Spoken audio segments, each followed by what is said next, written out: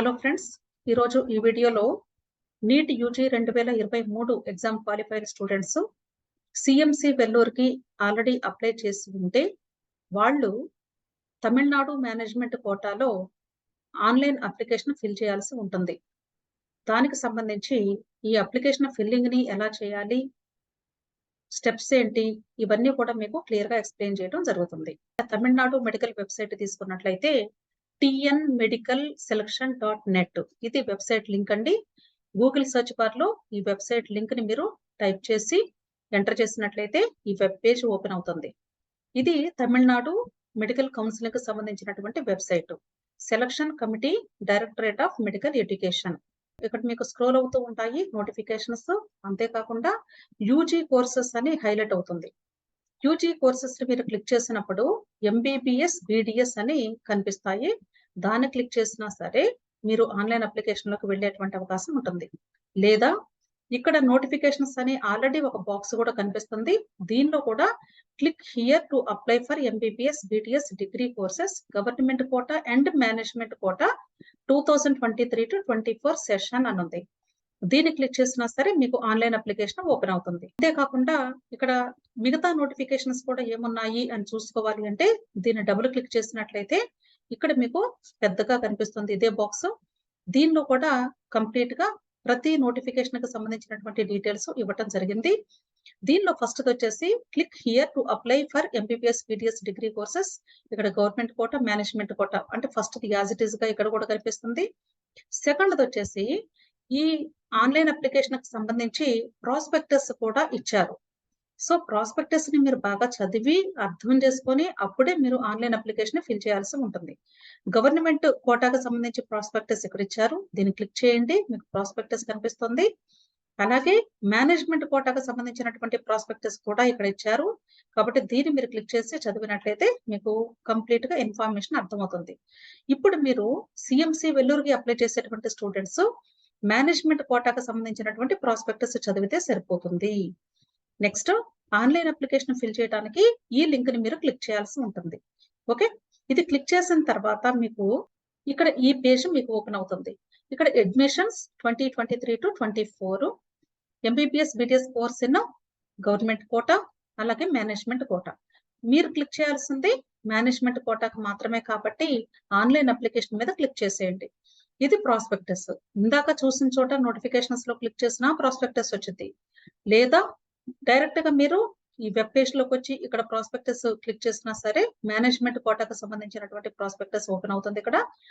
అలాగే online application fill చేయడానికి ఇక్కడ మీరు క్లిక్ చేయాల్సి ఉంటుంది. ఒకవేళ మీలో ఎవరైనా సరే తమిళనాడుకి లోకల్ అయ్యి ఉంటే మీరు గవర్నమెంట్ కోటాలో కూడా అప్లై చేసుకునేటువంటి అవకాశం ఉంది. కాబట్టి గవర్నమెంట్ కోటాలో ఎవరైతే ఎలిజిబుల్ ఉన్నారో వాళ్ళు ఇక్కడ ఈ ప్రాస్పెక్టస్ చదువుకోవాలి. అలాగే ఆన్లైన్ అప్లికేషన్ ని ఇక్కడ క్లిక్ చేయాలి.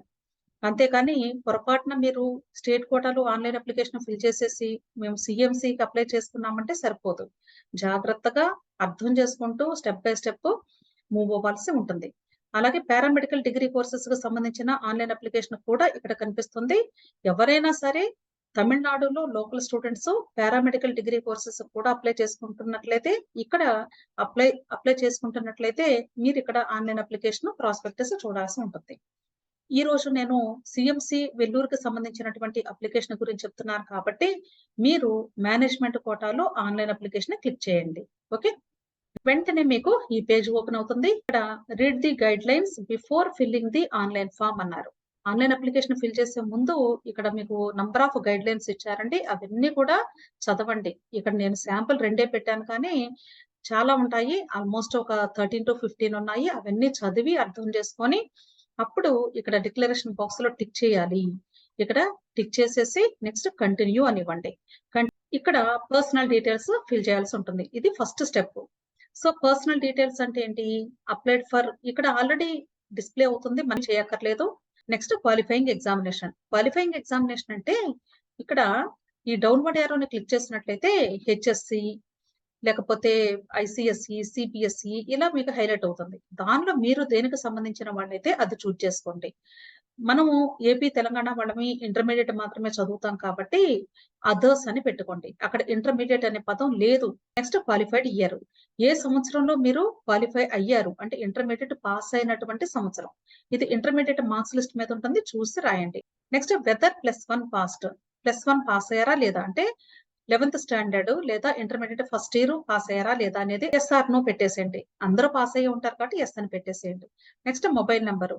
మొబైల్ నంబరు నీట్ కౌన్సిలింగ్ లో మీరు యూజ్ చేసేటువంటి మొబైల్ నంబర్ నే ఇక్కడ కూడా యూజ్ చేసుకోండి.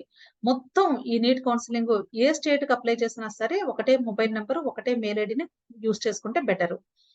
Next create new password. మీరు ఒక పాస్వర్డ్ ని క్రియేట్ చేసుకోండి. ఈ పాస్వర్డ్ మినిమం 8 క్యారెక్టర్స్ ఉండాలి. 8 క్యారెక్టర్స్ లో ఇంగ్లీష్ ఆల్ఫాబెట్స్ ఉండొచ్చు, నంబర్స్ ఉండొచ్చు, స్పెషల్ క్యారెక్టర్స్ కూడా ఉండొచ్చు. కానీ అన్ని ఉండేలాగానే మీరు ఫ్రేమ్ చేసుకోవాలి. అలాగే తీసుకుంటుంది కూడా న్యూ పాస్వర్డ్. ఓకే, సో ఎలా ఉండాలి? ఒక అప్పర్ కేస్ లెటర్ కూడా ఉండేలాగా చూసుకోండి ఆల్ఫాబెట్స్ లో. ఓకే, ఎగ్జాంపుల్ తీసుకున్నట్లయితే తెలంగాణ అనుకోండి, సపోజ్ టీ క్యాపిటల్ లెటర్. అంటే స్టార్టింగే తీసుకోవాలని కాదు, ఎక్కడైనా తీసుకోండి, ప్రాబ్లం లేదు. తెలంగాణ $2 సింబల్ ఇలా అనుకోండి. స్పెషల్ క్యారెక్టర్ అంటే క్వశ్చన్ మార్క్ అవ్వచ్చు, డాలర్ సింబల్ అవ్వచ్చు, స్టార్ అవ్వచ్చు, @ సింబల్ అవ్వచ్చు, ఏదైనా సరే. ఇలా టోటల్ గా 8 క్యారెక్టర్స్ ఉండేలాగా చూసుకోండి. ఈ పాస్వర్డ్ ని మీరు ఇమ్మీడియట్ గా మీ నోట్ బుక్ లో ఎంటర్ చేసి సేవ్ చేసి పెట్టుకోండి మర్చిపోకుండా. ఇక్కడ ఏదైతే పాస్వర్డ్ మీరు టైప్ చేశారో సేమ్ ఇక్కడ మళ్ళీ రీటైప్ చేయండి. ఈ రెండు కూడా మ్యాచ్ అవ్వాలి. మ్యాచ్ అయితేనే అప్పుడు మీరు ఎంటర్ చేసినటువంటి పాస్వర్డ్ మీకు గుర్తుంది అని అర్థం అన్నమాట, confirmation. Next date of birth. Date of birth అంటే DDMMYYYY ఉంది. అంటే date, month, year. Month suppose June month అనుకోండి, జూన్ మంత్ అంటే 6 అని రాయకూడదు, 06 అని రాయాలి. డేటు 21 అనుకోండి, 21/06. నెక్స్ట్ ఇక్కడ 2004 ఎగ్జాంపుల్ చెప్తున్నాను. అంటే 4 డిజిట్స్ ఉండాలి, 2 డిజిట్స్ ఉండాలి, 2 డిజిట్స్ ఉండాలి కంపల్సరీ. ఓకే, ఇలాగా డేట్ ని ఎంటర్ చేసేయండి. Next HSCR equivalent registered number. అంటే ఇంటర్మీడియట్ మార్క్స్ లిస్ట్ మీద ఉన్నటువంటి రిజిస్టర్డ్ నెంబరు ఇక్కడ మీరు టైప్ చేయండి. Next login ID. Login ID అనేది ఇప్పుడు మీరు క్రియేట్ చేసుకోవాలి. మీరు జీమెయిల్ ఐడికి ఎలా క్రియేట్ చేసుకుంటారు అలాగనమాట. సేమ్ వాడుకోవచ్చు కూడా, ప్రాబ్లం ఏం లేదు. మీకు గుర్తుండదు అనుకుంటే కానీ సేమ్ ఈమెయిల్ ఐడిలో ఉన్నటువంటి లాగిన్ ఐడి ఉంటుంది కదా, అది ఇక్కడ టైప్ చేసినా పర్లేదు. లేదా సింపుల్ గా చెప్పాలి అంటే మీ పేరు రాసేసుకోండి. ఓకే, మీ నేమ్ ఏదైతే అది స్మాల్ లెటర్స్ లో రాసుకోండి, లేదా అప్పర్ కేస్ లెటర్ అని రాసుకోండి. నెక్స్ట్ ఈమెయిల్ ఐడి ఆల్రెడీ చెప్పాను కదా, కౌన్సిలింగ్ మొత్తానికి కూడా ఒకటే ఈమెయిల్ ఐడి, ఒకటే ఈమెయిల్ అడ్రస్ యూజ్ చేసుకోండి. ఓకే, నెక్స్ట్ సబ్మిట్ చేసేయండి.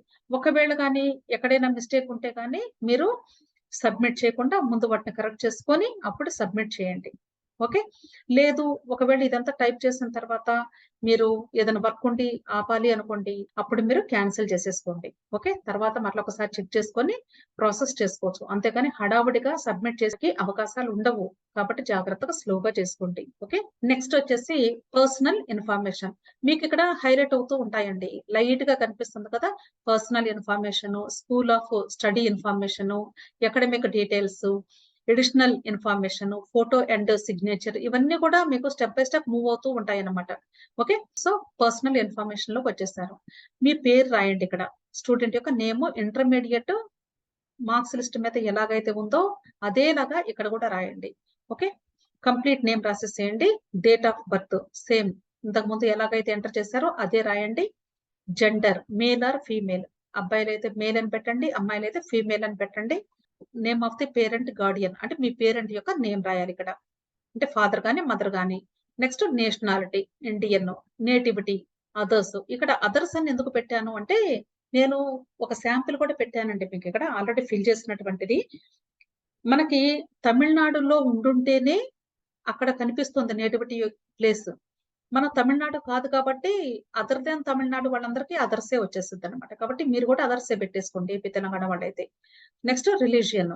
రిలీజియన్ లో ఇక్కడ క్రిస్టియన్ అయితే క్రిస్టియన్, హిందూ అయితే హిందూ, ముస్లిం అయితే ముస్లిం, అలా మీరు దేనికి సంబంధించిన వాళ్ళైతే ఇక్కడ డౌన్వర్డ్ యారో అని క్లిక్ చేసి సెలెక్ట్ చేసుకోండి.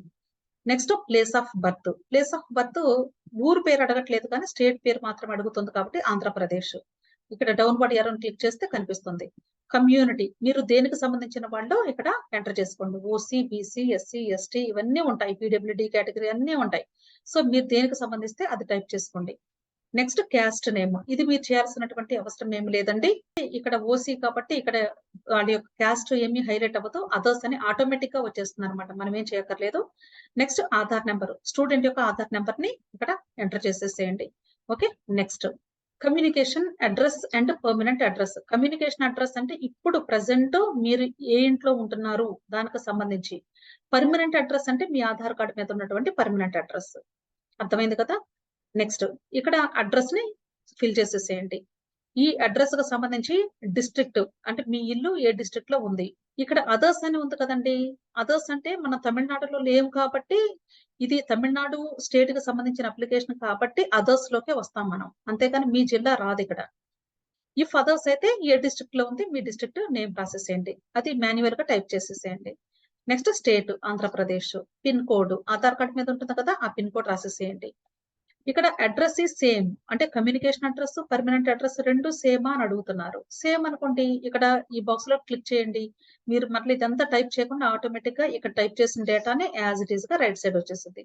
ఒకసారి వచ్చిన తర్వాత చెక్ చేసుకోండి కరెక్ట్ గా వచ్చిందా లేదా, ఎక్కడైనా మిస్టేక్ ఉందా దాన్ని అట్లా కరెక్ట్ చేసుకోవటం చెక్ చేసుకోండి 1-2 సార్లు. Okay. Next save and proceed. Next ఇక్కడ స్కూల్ ఆఫ్ స్టడీ ఇన్ఫర్మేషన్ అడుగుతున్నారు. అంటే స్టడీకి సంబంధించినటువంటి ఇన్ఫర్మేషన్ ఫిల్ చేయాల్సి ఉంటుంది. ఓకే. ఫస్ట్ వచ్చేసి క్లాస్ అండి. Next year of passing. Next name of the school, school type, district, state. ఇక్కడ క్లాస్ అంటే ఆల్రెడీ ఉన్నాయండి. మనం ఏం టైప్ చేయాల్సిన అవసరం లేదు. వాళ్ళు ఇచ్చేసారు ఏ క్లాస్ నుండి ఏ క్లాస్ వరకు ఎంటర్ చేయాలి అనేది. 6th నుండి ఇంటర్మీడియట్ వరకు అడుగుతున్నారు. ఓకే. నెక్స్ట్ ఇక్కడ year of passing 6th class ఏ సంవత్సరంలో పాస్ అయ్యారు అంటే ఎగ్జాంపుల్ 2015 నుండి 16 వరకు చదివారు అనుకోండి అకాడమిక్ ఇయర్. ఈ డ్యూరేషన్ లో మీకు 6th క్లాస్ జరిగింది అనుకోండి 2016 అని ఇక్కడ రాయాలి. ఓకే. ఇంకా ఇది మీకు అర్థం కావటం లేదనుకోండి very simple. Intermediate marks list మీద మీకు ఎప్పుడు పాస్ అయ్యారు అనేది ఇస్తారు. అంటే మే 2022 అని ఇచ్చారనుకోండి ఇంటర్మీడియట్ మార్క్స్ లిస్ట్ మీద. ముందు ఇంటర్మీడియట్ ఫిల్ చేసేసేయండి. ఇది క్లిక్ చేసి 2022 సెలెక్ట్ చేసుకోండి. నెక్స్ట్ 2021, 20, 19, 18, 17, 16 ఇలా పైకి వచ్చేసేయండి. అర్థమైంది కదా. సో ఇంటర్మీడియట్ ని కానీ మీరు క్లిక్ చేసుకుని సెలెక్ట్ చేసుకుంటే దీన్ని బట్టి పైకి డిసెండింగ్ ఆర్డర్ లో పెట్టేసుకోవచ్చు. ఓకే. తగ్గుతూ రాయొచ్చు అనమాట. Next name of the school. Me school పేరు రాయాలి ఇక్కడ. ఓకే. నెక్స్ట్ ఓన్లీ స్కూల్ పేరు రాస్తే సరిపోతుంది. Next school type. ఆ స్కూల్ ఏ టైప్ ఆఫ్ స్కూల్ దానికి సంబంధించి ఇక్కడ మీరు ఎంటర్ చేస్తే సరిపోతుంది. ఓకే. అంటే ప్రైవేట్ స్కూలా, గవర్నమెంట్ స్కూలా, లేకపోతే ఎయిడెడ్ స్కూలా, ఇవన్నీ కూడా డీటెయిల్స్ ఉంటాయి. కాలేజ్ అయినా సరే. సో ఇదంతా కూడా మీరు ఎంటర్ చేసేసేయండి. ఇక్కడ స్కూల్ టైప్ వచ్చేసి మీరు దేనికి సంబంధిస్తే అది సెలెక్ట్ చేసుకోండి. Okay. Suppose student 10th class వరకు సిబిఎస్ఈ చదివారనుకోండి 6th నుండి, అప్పుడు సిబిఎస్ఈ పెట్టుకోండి. లేదు ఐసిఎస్సి చదివారనుకోండి ఐసిఎస్సి. అలా కాదు board of secondary education board లో చదివారనుకోండి అప్పుడు మీరు అదర్ స్టేట్ బోర్డ్ అని రాయాలి. అర్థమైంది కదా. ఎందుకంటే తమిళనాడు వాళ్ళైతేనే వాళ్ళ యొక్క బోర్డ్ ని స్పెసిఫై చేయాల్సి ఉంటుంది. అందరూ కూడా ఒకవేళ సిబిఎస్ఈ ఐసిఎస్సి ఇవేమీ కాకుండా స్టేట్ లో చదువుంటే అప్పుడు అదర్ స్టేట్ బోర్డ్ అనేది చూజ్ చేసుకోవాలి. ఇక్కడ మీరు ఇంటర్మీడియట్ సంబంధించి చూస్తే నేను ఈ స్టూడెంట్ కి సంబంధించినటువంటి డీటెయిల్స్ ఫిల్ చేసినప్పుడు 10th క్లాస్ వరకు సిబిఎస్ఈ చదివారు కాబట్టి సిబిఎస్ఈ తీసుకున్నాను. ఇంటర్మీడియట్ స్టేట్ లో చదివారు కాబట్టి అదర్ స్టేట్ బోర్డ్ అనేది క్లిక్ చేశాను. ఓకే. అంటే తమిళనాడు కాకుండా అదర్ స్టేట్ బోర్డ్ లో చదివారు అని అర్థం. Next district. డిస్ట్రిక్ట్ ఏంటంటే ఇక్కడ అన్ని అదర్స్ వచ్చేస్తాయండి. ఎందుకంటే మన తమిళనాడులో లేవు కదా, అందుకని అన్ని అదర్సే. Next state. ఏ స్టేట్ కి సంబంధించింది మీరు చదివినటువంటి స్కూల్ అనేది లేదా కాలేజ్ అనేది ఇక్కడ మెన్షన్ చేయాలి.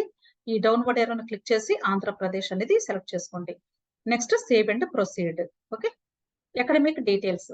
Neat UG 2023 details. అంటే ఇప్పుడు నీట్ ఎగ్జామ్ కి సంబంధించినటువంటి స్కోర్ కార్డ్ ని దగ్గర పెట్టుకొని ఫిల్ చేయాలి ఈ డేటా అంతా కూడా. నీట్ రోల్ నెంబర్, అలాగే NEET application number score card మీద క్లియర్ గా ఉంటాయండి. అవి జాగ్రత్తగా చూసి ఎంటర్ చేయండి. నీట్ స్కోర్ మీకు ఎన్ని మార్క్స్ వచ్చాయి. ఓకే. 720కి 625 వచ్చినాయి అనుకోండి ఇలా రాయండి. Okay. Next number of attempts in neat UG exam. మీరు ఈ నీట్ ఎగ్జామ్ ని ఎన్నిసార్లు రాశారు అని అర్థం. సపోజ్ మీరు ఇంటర్మీడియట్ ఈ సంవత్సరం అయిపోయి ఫస్ట్ టైం రాస్తున్నారు అనుకోండి ఫస్ట్ అటెంప్ట్ అని డౌన్వర్డ్ ఏరోని క్లిక్ చేస్తే మీకు ఇక్కడ నంబర్ ఆఫ్ ఆప్షన్స్ వస్తాయి. మీరు 2022లో ఎగ్జామ్ అయిపోయింది ఇంటర్మీడియట్, అప్పుడు రాసి మళ్ళీ లాంగ్ టర్మ్ తీసుకొని రాస్తున్నారు అనుకోండి, సెకండ్ లాంగ్ టర్మ్. అలా కాదు third long term, fourth long term. ఇక్కడ NEET UG exam return place అంటే మీరు ఏ ప్లేస్ లో ఎగ్జామ్ రాశారు, అంటే ఏ స్టేట్ లో రాశారు. ఇక్కడ డౌన్వర్డ్ ఏరో క్లిక్ చేస్తే స్టేట్ నేమ్ వచ్చేసి క్లిక్ చేసుకోండి. Next, have you undergone any coaching for the neat UG 2023 exam through coaching centre. మీరు నీట్ యూజీ ఎగ్జామ్ కి ప్రిపరేషన్ ఏదైనా కోచింగ్ సెంటర్ లో తీసుకున్నారా అని చెప్తున్నారు. ఇక్కడ ఎస్ అయితే ఎస్ అండి, లేదంటే నో అని రాయండి. ఓకే. నెక్స్ట్, ఎకడమిక్ ఇన్ఫర్మేషన్ అంటే ఎకడమిక్ అంటే మీ చదువుకు సంబంధించినటువంటి ఇన్ఫర్మేషన్ గురించి అడుగుతున్నారు. క్వాలిఫైయింగ్ ఎగ్జామినేషన్, ఇక్కడ అదర్స్ అని వచ్చింది. ఎందుకంటే ఇక్కడ ఇంటర్మీడియట్ అనే పదం లేదు కాబట్టి అదర్స్ తీసుకున్నాను నేను. అదే ఒకవేళ హెచ్ఎస్సి అనుకోండి సపోజ్, అంటే మీరు దేనికి సంబంధిస్తే, ఒకవేళ సిబిఎస్ఈ అనుకోండి సిబిఎస్ఈ, అలాగా మీరు చూజ్ చేసుకోవాలి ఇక్కడ. ఓకే, ఇంటర్మీడియట్ అనే పదం లేదు కాబట్టి నేను అదర్స్ అని క్లిక్ చేశాను. Next, name of the board of examination. ఇక్కడ ఈ డౌన్వర్డ్ ఏరోని కానీ మీరు క్లిక్ చేసినట్లయితే అక్కడ లిస్ట్ కనిపిస్తుంది అనమాట. సో దానిలో మీరు ఎంటర్ చేసేసేయండి మీరు దేనికి సంబంధిస్తే. అంటే సపోజ్ ఆంధ్ర అనుకోండి, board of intermediate education AP Vijayawada లేదా ఏపీ హైదరాబాద్ అలా ఉంటుంది. జాగ్రత్తగా చూడండి, చాలా ఒకేలాగా ఉంటాయి. దానికి మీరు మీ యొక్క ఇంటర్మీడియట్ సర్టిఫికేట్ దగ్గర పెట్టుకొని చూసి ఎంటర్ చేయండి. Okay. Next, under going completed any professional courses అంటే మీరు ఇప్పుడు ఏదైనా వేరే కోర్సు చదువుతూ ఉన్నారా అంటే, ఒకవేళ సపోజ్ 2022లో మీరు ఎగ్జామ్ రాశారు, మీరు లాంగ్ టర్మ్ కి జాయిన్ అవ్వకుండా లాస్ట్ ఇయర్ ఏదైనా బీడిఎస్ కానీ లేదా ఆయుష్ కోర్సెస్ లో కానీ ఏదైనా కోర్సు మీకు సీట్ వచ్చింది అనుకోండి, లేదా డిగ్రీ జాయిన్ అయ్యి ఉండొచ్చు, అలాంటి వాళ్ళు ఇక్కడ ఎస్ అని పెట్టండి. అలా కాకుండా ఓన్లీ లాంగ్ టర్మ్ చేస్తూ ఉంటే, అంటే ఇంకా నీట్ అయిపోయింది లాంగ్ టర్మ్ లోనే ఉంటే, లేదా ఇంట్లో కూర్చొని ప్రిపేర్ అవుతూ ఉన్న వాళ్ళైనా సరే ఇక్కడ నో అని పెట్టండి. ఓకే. అంటే ఏదో ఒక కోర్సులో కానీ జాయిన్ అయ్యి చదువుతూ నీట్ ఎగ్జామ్ రాస్తే ఎస్, ఎక్కడ జాయిన్ అవ్వకుండా ఓన్లీ నీట్ కోసమే మీరు కూర్చొని ప్రిపేర్ అవుతూ ఉంటే లాంగ్ టర్మ్ లో కానీ లేదా ఇంట్లో కానీ నోని క్లిక్ చేయండి. Next, qualifying exam studied place అంటే ఆంధ్రాలోనే కదా మీరు చదివింది కాబట్టి ఆంధ్రప్రదేశ్ అని వస్తుంది, క్లిక్ చేయండి, ఎంటర్ చేయండి. నెక్స్ట్, గ్రూప్ కోడ్, ఇది మీరు చేయాల్సిన అవసరం లేదంటే ఆటోమేటిక్ గా సెలెక్ట్ చేసుకుంటుంది. క్వాలిఫైడ్ ఇయర్ అంటే ఇంటర్మీడియట్ ఏ ఇయర్ అయిపోయింది అనేది ఇక్కడ మీరు ఎంటర్ చేయాలి. Next, HSC equivalent register number, intermediate marks list మీద నెంబర్ ఉంటుంది, ఆ నెంబర్ ని మళ్ళా ఇక్కడ ఎంటర్ చేయండి. Next, past all the subjects of HSC equivalent examination in number of attempts అంటే మీరు ఇంటర్మీడియట్ ఎన్ని సార్లు రాసి పాస్ అయ్యారు. ఒకవేళ ఫస్ట్ అటెంప్ట్ లోనే మీరు పాస్ అయిపోయారు అనుకోండి, ఏ సప్లిమెంటరీ లేకుండా ఫస్ట్ అటెంప్ట్. అలా కాకుండా మీరు బ్యాక్లాగ్స్ ఉంటే ఏదన్నా సప్లిమెంటరీ రాశారనుకోండి, అప్పుడు అటెంప్ట్స్ ఎన్నిసార్లు తీసుకున్నారు, 1 టైమ్ 2 టైమ్ అనేది ఇక్కడ ఈ డౌన్వర్డ్ ఏరోని క్లిక్ చేస్తే మీకు వస్తుంది, క్లిక్ చేసేయండి. Okay.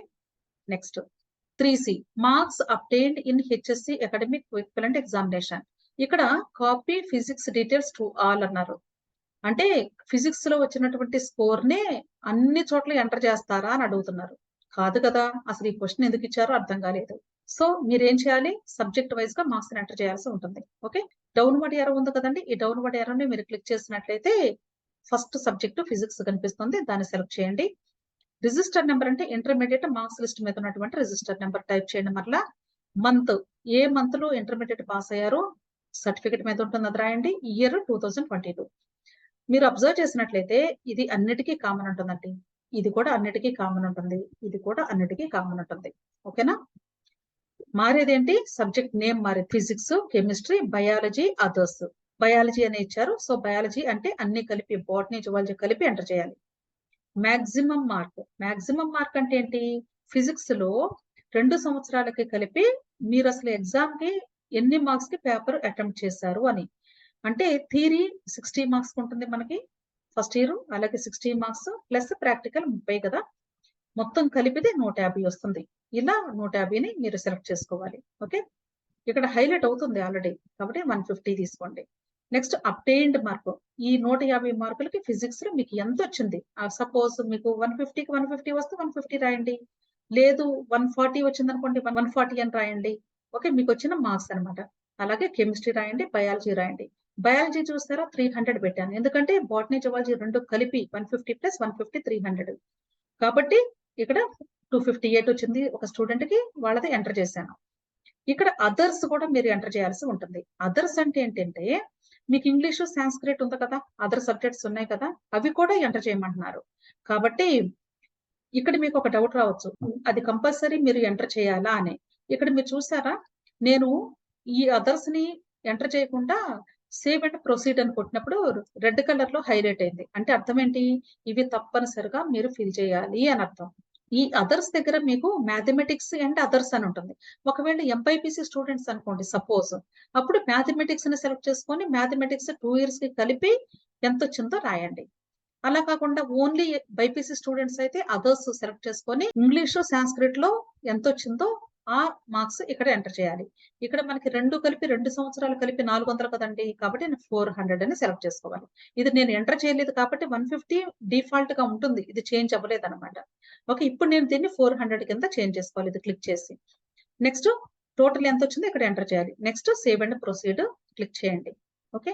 Next additional information. Additional information అంటే ఇక్కడ కొన్ని క్వెషన్స్ అడుగుతున్నారు చూడండి. Mother tongue. మీ మదర్ టంగ్ ఏంటి? తెలుగా? తమిళా? ఇక్కడ అన్ని లాంగ్వేజెస్ రీజనల్ లాంగ్వేజెస్ ఉంటాయి. క్లిక్ చేసుకోండి. మీడియం ఆఫ్ ఇన్‌స్ట్రక్షన్ అంటే మీరు ఇంటర్మీడియేట్ ఏ లాంగ్వేజ్‌లో చదివారు? లేదా నీట్ ఎగ్జామ్ ఏ లాంగ్వేజ్‌లో రాసారు? సో, మీ స్టడీస్ అంతా కూడా దేనిలో చదవటం జరిగింది అనేది ఇక్కడ మెన్షన్ చేస్తారు. యూజువల్‌గా అందరికి ఇంగ్లీషే ఉంటుంది. ఇక్కడ పేరెంట్ ఆక్యుపేషన్. ఇక్కడ పేరెంట్ ఆక్యుపేషన్ అంటే మీ పేరెంట్స్ ఏం చేస్తారు అని. ఇక్కడ మీరు క్లిక్ చేయండి.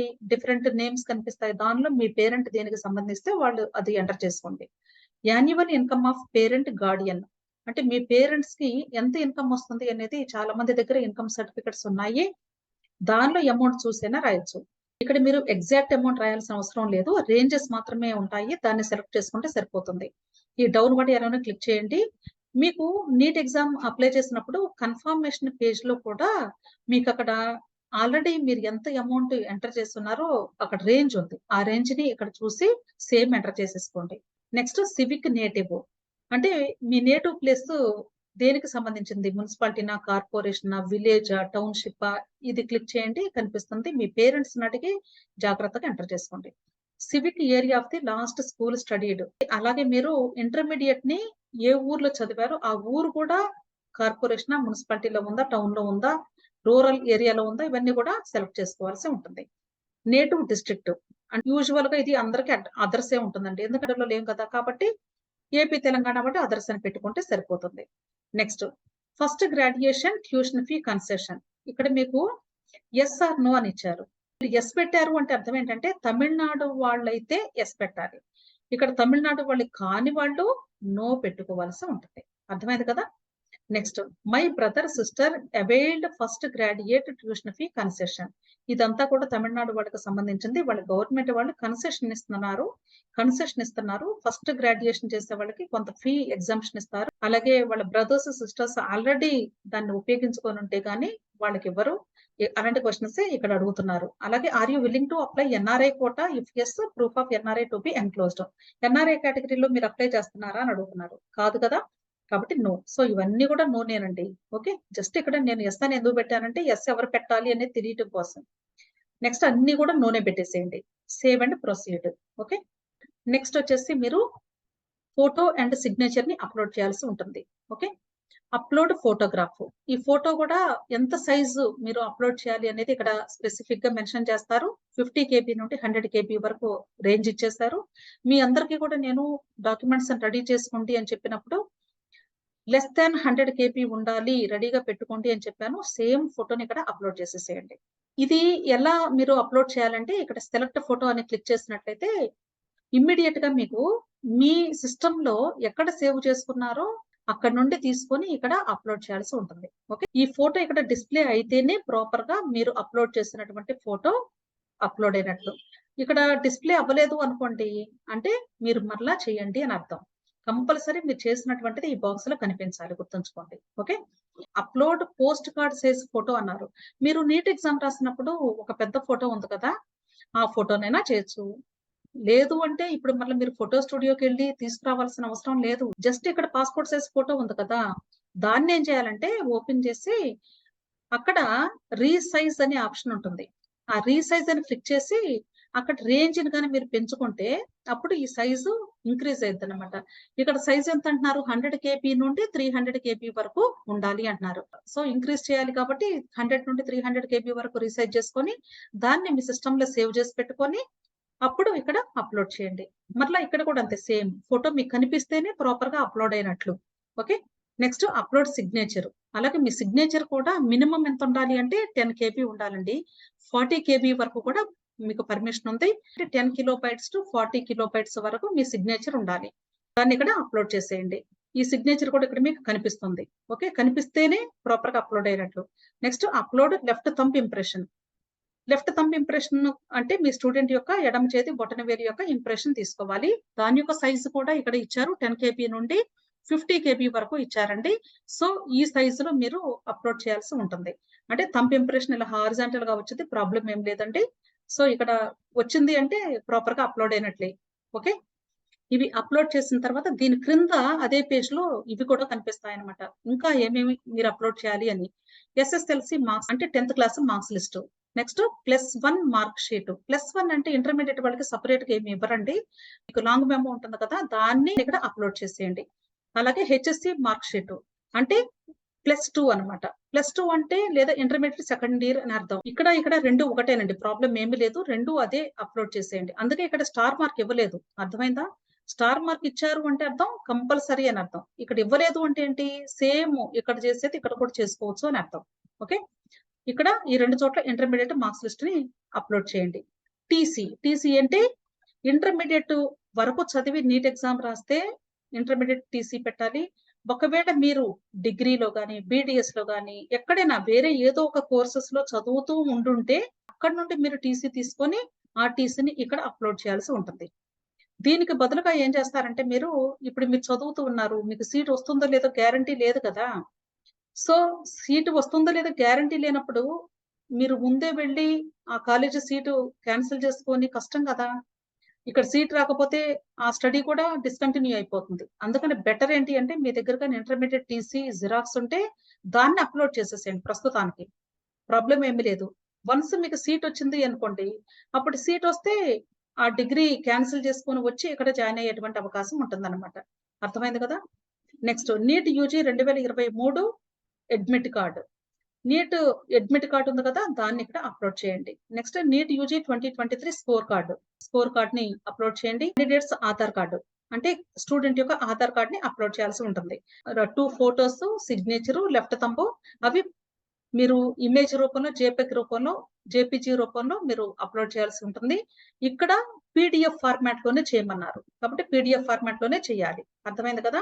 నెక్స్ట్ వచ్చేసి ఏదైనా సర్టిఫికేట్ గాని ఒకవేళ మోర్ థాన్ 1 పేజ్ గాని ఉంటే అంటే టీసీ తీసుకోండి ఎగ్జాంపుల్. టీసీ కొన్ని కాలేజెస్‌లో ఫ్రంట్, బ్యాక్ 2 సైడ్స్ ఇస్తారు. అలాంటప్పుడు ఫ్రంట్, బ్యాక్ రెండింటిని కలిపి ఒకే పీడీఎఫ్ లాగా మీరు తయారు చేయాలి. నెక్స్ట్ ఇంకా కొన్నున్నాయండి. సో, నెక్స్ట్ ఆధార్ కార్డ్ అయిపోయిన తర్వాత క్యాండిడేట్స్ బర్త్ సర్టిఫికేట్ అడిగారు. క్యాండిడేట్స్ బర్త్ సర్టిఫికేట్ ఇక్కడ స్టార్ మార్క్ పెట్టలేదు. అంటే కంపల్సరీ అని కాదు. కానీ మీరు మీ దగ్గర ఆల్రెడీ బర్త్ సర్టిఫికేట్ ఉన్నా లేదా 10థ్ క్లాస్ మార్క్స్ లిస్ట్ ఒకసారి ఆల్రెడీ అప్లోడ్ చేశారు కదా! దాన్ని ఇక్కడ అప్లోడ్ చేసేసేయండి. ఓకే. ఎందుకంటే బర్త్ సర్టిఫికేట్‌కి మీకు నంబర్ ఆఫ్ ఆప్షన్స్ చాలా ఇస్తారు. దానిలో 10థ్ క్లాస్ మార్క్స్ లిస్ట్ ఉంది. బర్త్ సర్టిఫికేట్ ఉంది. లేదా 10థ్ క్లాస్ టీసీ ఉంది. వీటిలో ఏదైనా అప్లోడ్ చేసుకోవచ్చు. Okay. Next parent Aadhaar card, ration card, driving license, voter ID, passport వీటిలో ఏదున్నా సరే పేరెంట్‌కి సంబంధించింది అది ఇక్కడ అప్లోడ్ చేసేయండి. Okay. Next eligibility certificate obtained from the Tamil Nadu doctor MGR medical university. ఇది చాలా ఇంపార్టెంట్ అండి. ఇంతవరకు చేస్తారు అందరూ అప్లికేషన్ ఫిల్లింగ్. ఇక్కడికొచ్చేలేకే ఎలిజిబిలిటీ సర్టిఫికేట్ రెడీగా అవైలబుల్‌గా ఉండదు కొద్దిమంది దగ్గర. సో, వీళ్ళు ఇమ్మీడియేట్‌గా డాక్టర్ ఎంజీఆర్ మెడికల్ యూనివర్సిటీ వెబ్‌సైట్‌లోకి వెళ్లి ఆన్‌లైన్‌లో ఎలిజిబిలిటీ సర్టిఫికేట్‌కి అప్లై చేసుకోవాలి. అది మీకు 3-4 డేస్ టైం పడుతుంది. ఆ డేస్‌లో మీకు ఈ సర్టిఫికేట్ వచ్చేస్తుంది. ఆ సర్టిఫికేట్ వచ్చిన తర్వాత దాన్ని ఇక్కడికొచ్చి మరలా అప్లోడ్ చేయాల్సి ఉంటుంది. అయితే ఇంతవరకు మీరు ప్రాసెస్ చేసి ఇక్కడ స్టాప్ చేస్తారు. ఎందుకంటే ఇక్కడ నెక్స్ట్ అని ఇచ్చినా కూడా నెక్స్ట్‌కి వెళ్ళదు. కంపల్సరీ ఎలిజిబిలిటీ సర్టిఫికేట్‌ని మీరు ఎంటర్ చేయండి అని మెసేజ్ ఇచ్చిద్దనమాట. కాబట్టి ఆ మెసేజ్ ఇచ్చినప్పుడు మీరు ఎంజీఆర్ వెబ్‌సైట్‌కి వెళ్లి అప్లై చేసుకొని వచ్చేంత వరకు కూడా మీరు ఇప్పటి వరకు ఫిల్ చేసిన డేటా గాని, డాక్యుమెంట్స్ కానీ ఏమి చేంజ్ అవ్వవు. ఆటో సేవ్ అయిపోతూ ఉంటాయన్నమాట. దానికవే సేవ్ అవుతాయి. మీరు సేవ్ అని ఇవ్వాల్సిన అవసరం కూడా లేదు. కొన్ని చోట్ల ఆల్రెడీ సేవ్ అని ఇచ్చారు. దాన్నే అన్నింటికి కూడా అప్లై చేసుకొని ఆటో సేవ్ ఆప్షన్ తీసేసుకుంటుంది. ఓకే. మరలా చేయాల్సినటువంటి అవసరం లేదు. అయినా సరే ఒకసారి చెక్ చేసుకోండి. మీరు చేసినవి ప్రాపర్‌గా ఉన్నాయా లేదా అనేది. ఇంకొకటి ఏంటంటే మీరు ఈ సర్టిఫికెట్స్ ని అప్లోడ్ చేసినప్పుడు పీడిఎఫ్ ఫార్మాట్ లో ఇక్కడ మీకు కనిపిస్తాయి అన్నమాట. అంటే ఇక్కడ క్లిక్ చేసి ఒకసారి ఓపెన్ చేసి చూసుకోండి. మీరు అప్లోడ్ చేసింది టీసీనే చేశారా, లేకపోతే వేరే సర్టిఫికెట్ ఏదైనా పొరపాటున టీసీ లాగా అనుకోని చేశారా, ఒకసారి ఓపెన్ చేసి చెక్ చేసుకోండి. అలాగే క్యాండిడేట్స్ ఆధార్ కార్డ్ అన్నారనుకోండి, మీది చేస్తున్నారా లేకపోతే మీ పేరెంట్‌ది చేస్తున్నారా ఒకసారి వెరిఫై చేసుకోండి. సో ప్రతి ఒక్క సర్టిఫికెట్ ని కూడా మీరు క్షుణ్ణంగా చూసి అప్పుడు నెక్స్ట్ స్టెప్‌కి వెళ్ళాలి. ఓకే. సో ఇక్కడ ఎలిజిబిలిటీ సర్టిఫికేట్ వచ్చిన తర్వాత మీరేం చేయాలి అంటే అప్పుడు నెక్స్ట్ ఆప్షన్ ఇచ్చేసి నెక్స్ట్ ప్రొసీజర్‌లోకి వెళతారు. సో అప్పటి వరకి కూడా మీకు పేమెంట్ అనేది ఓపెన్ అవుతుంది.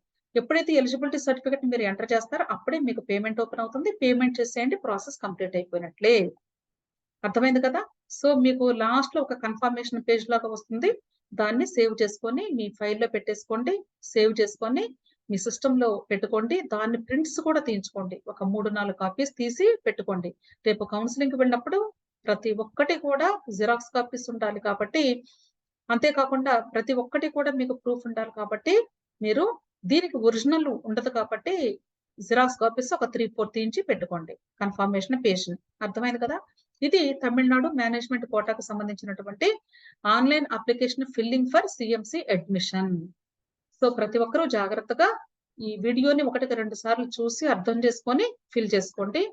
జూలై 10th లాస్ట్ డేట్ అండి. జూలై 10వ తారీఖు సాయంత్రం 5 గంటల వరకు మాత్రమే ఈ అప్లికేషన్ పూర్తి చేసుకోవడానికి మీకు అవకాశం ఉంది.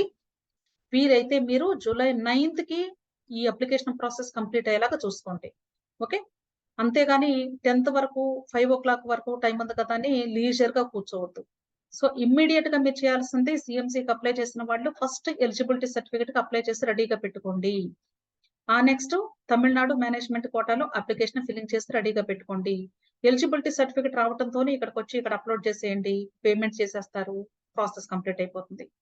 ఇది అయిపోయిన తర్వాత మీకు తమిళనాడు వెబ్‌సైట్‌లో అక్కడ మీకు మెరిట్ లిస్ట్‌ని డిస్‌ప్లే చేస్తారు. ఏది జూలై 10th తర్వాత AR number, student name, NEET roll number ఇలా మీకు డేటా ఒక షీట్ వస్తుంది. దీన్ని సీఎంసీ వెబ్‌సైట్‌లోకి వెళ్లి ఎంటర్ ఏఆర్ నంబర్ అని ఉంటుంది. అక్కడ మీరు ఎంటర్ చేయాల్సి ఉంటుంది. ఏఆర్ నంబర్‌ని ఎంటర్ చేసేంత వరకు కూడా ఇది ఆన్‌లైన్ ప్రాసెసే. వన్స్ ఈ ఏఆర్ నంబర్‌ని ఎంటర్ చేసిన తర్వాత అప్పుడు మీకు ఈ ఆన్‌లైన్ ప్రాసెస్ అంతా కంప్లీట్ అయినట్లు. నెక్స్ట్ మీకు ఆఫ్‌లైన్ కౌన్సెలింగ్‌కి రమ్మని అనౌన్స్ చేస్తారు. అప్పుడు తమిళనాడు కౌన్సెలింగ్‌కి వెళ్ళాల్సి ఉంటుంది. ఆఫ్‌లైన్ అంటే మీరు స్వయంగా సర్టిఫికేట్స్ మీ స్టూడెంట్‌ని తీసుకొని వెళ్ళాల్సి ఉంటుంది. అర్థమైంది కదా! ఎక్కడ ఏంటి అనేది మీకు వస్తుంది.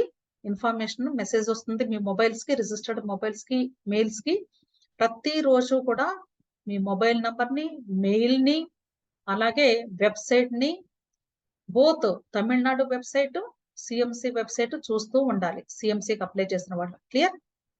మీకందరికీ అర్థమైంది అనుకుంటున్నాను. జాగ్రత్తగా ఫాలో అప్ చేసుకోండి. ఓకే. Thank you.